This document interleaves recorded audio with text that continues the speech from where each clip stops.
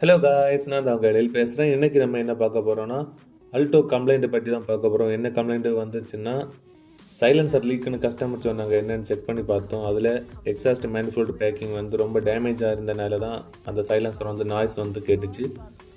பாருங்கள், அந்த வெஹிக்கிளில் கடந்த பேக்கிங் எவ்வளோ டேமேஜாக இருக்குன்னு. ஸோ நம்ம அந்த எக்ஸாஸ்ட் மேனிஃபோல்டு பேக்கிங் சேஞ்ச் பண்ணிட்டோம் காய்ஸ்.